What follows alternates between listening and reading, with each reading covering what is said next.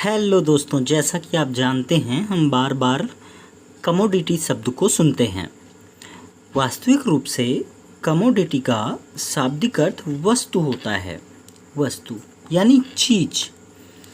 अर्थशास्त्र में उस भौतिक पदार्थ को या सेवा को वस्तु कहा जाता है जिसे एक उत्पादक साधनों के प्रयोग द्वारा प्राप्त करता है।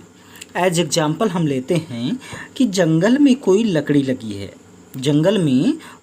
लगी है लेकिन उसका प्रयोग नहीं है और ना ही उसे कोई काट रहा है और ना ही कोई व्यक्ति उसका उपभोग कर रहा है। लेकिन कुछ ही समय बाद कोई लकड़ी काटने वाला आता है, उससे फर्नीचर्स का निर्माण करता है, तो वो फर्नीचर्स क्या होंगे? कमोडिटी होंगे। जबकि व्यर्थ पड़ी लकड़ी कमोडिटी नहीं हो सकती। हाँ, यदि उसका उपयोग जलाने में किया जा रहा होगा तो वह कमोडिटी हो सकती है। इसमें आगे बताया भी गया है कि जिसमें उपभोक्ता की आवश्यकता को पूरा करने का गुण निहित होता है, जैसा कि हमने अभी लकड़ी का एग्जाम्पल दिया है।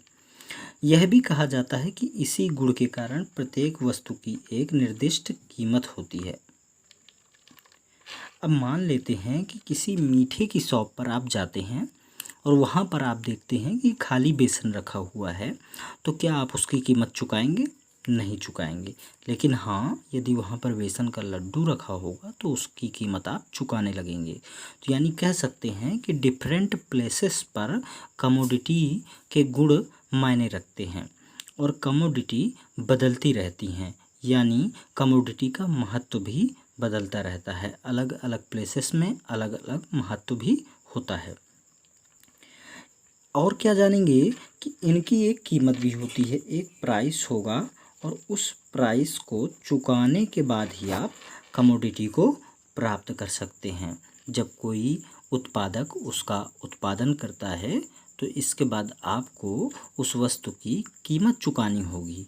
बिना कीमत चुकाए आप वह वस्तु प्राप्त नहीं कर सकते हैं।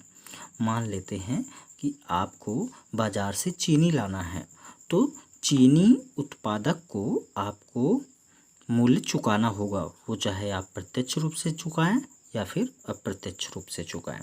तो मुझे लगता है कि आज आप कमोडिटी शब्द को समझ गए होंगे। तो आगे हम इसी तरह कुछ नए वर्ड्स लाते रहेंगे। तब तक के लिए आपका बहुत बहुत धन्यवाद।